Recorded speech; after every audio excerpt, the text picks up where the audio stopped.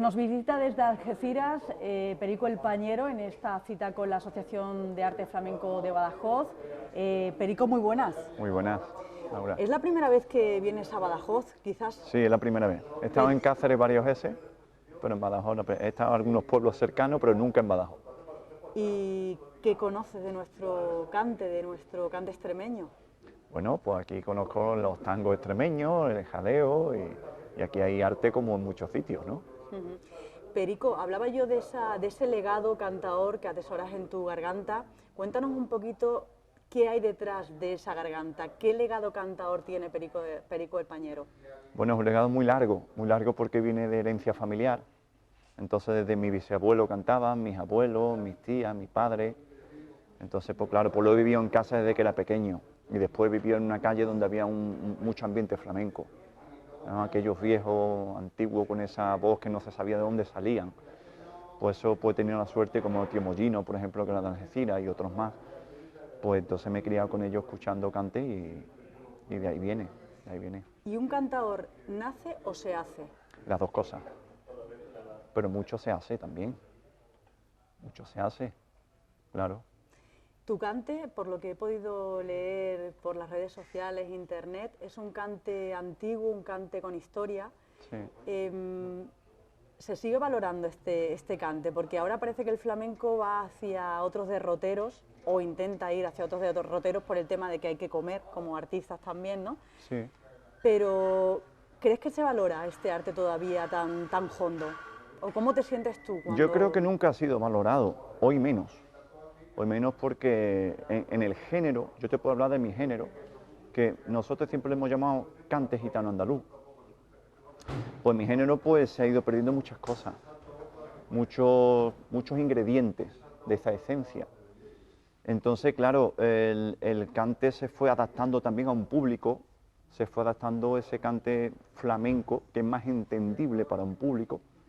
Y el cante más puro, pues, que está más preparado para entenderlo. Eso es normal. A mí me pasaría igual en un museo de cuadros, me iría a lo mejor para un paisaje que está menos valorado, pero es que es lógico.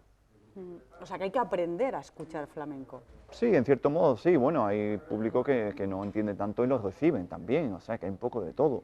Pero es un poquito más duro, quizás para el público que no entienda. Es menos acancionado, lo podemos decir así.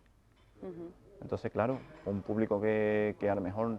Hay mucha gente que le gusta ir a un teatro de flamenco y no tiene por qué entender o no tiene tiempo, y es perfectamente respetable.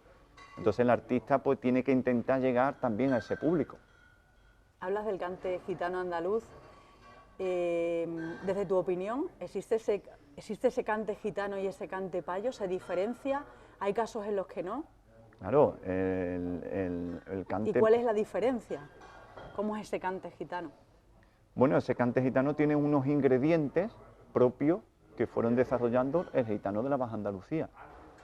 Si miramos, por ejemplo, el cante por soleá, cante de Joaquín de la Paula, de la Roena, de la Andonda, de Frijones, de la Cerneta, de Juaniquí, de Ocellanda, todo era gitano. Quiere decir que la gran mayoría de los cantes por soleá, por seguirilla y toná, lo crearon los gitanos. Y además hay unos ingredientes para ejecutar esos cantes. El cantador que no era gitano coge esos cantes y lo interpreta a su forma también muy bien hecho. Son conceptos diferentes. Todos esos cantadores que has nombrado decían que cantaban esa amargura, esas penas, ¿no?, que tenía la vida de entonces. Hoy también hay otras penas, ¿no? Pero para que uno cante como tú cantas, ¿tiene que haber realmente sufrido o no es necesario? Porque hay veces que dice hay que saber cantar, o sea, hay que saber o haber sufrido para saber cantar, ¿no? En mi opinión no, en mi opinión no. Esa pena fue uno de los ingredientes en sinergias con otros donde surgió estos cantes. Por ejemplo, si miramos las primeras letras por tonar, vemos que me metieron en el calabozo, o igual que también los cantes por taranto que hacían en las minas, ¿no? Contaban ellos sus penas que pasaban ahí. Fue uno de los ingredientes, pero no se puede hablar de pasar fatiga con una totalidad, es mi opinión. ¿Me entiendes? Y Perico, tú cuando cantas, ¿de quién te acuerdas o cómo transmites ese cante? No sé si realmente piensas en ese sufrimiento de la letra que estás cantando o de la alegría que estás cantando. Pues sí, el cante es como la vida misma, es una alegría y una pena, ¿no? Entonces eso se va transmitiendo. Yo me inspiro en lo que he escuchado, en mi familia que he escuchado, en los cantaros de los discos también que me gustan mucho. Entonces es una mezcla de muchas cosas. Yo creo que como todos los artistas, ¿no? Al final todos los artistas debe ser una mezcla de muchas cosas, porque si cantamos igual que otro, pues no tendría gracia, ¿no? Hemos hablado de muchos cantadores con historia, pero de los cantadores o cantadoras actuales, ¿a alguien que te llame la atención como artista? Bueno, vamos a ver, muchos porque hay muchos grandes artistas. O sea, en todas las modalidades del flamenco hay y ha habido grandes artistas. Ahora, el flamenco que a mí más me engancha es el que yo he vivido. Mairena decía una frase para mí muy sabia, dice, es que yo soy de una metafísica gitana.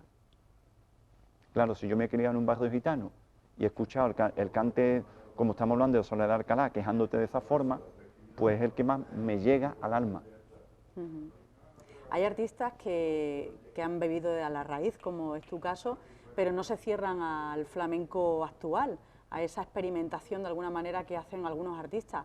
¿En tu caso tienes claro que no llegarías a esa frontera o todo es que te planteen algo interesante a la hora de hacerlo? No, yo de momento voy cantando lo que yo siento, lo que a mí me gusta. Yo con eso estoy bien conmigo mismo y es lo que a mí me gusta.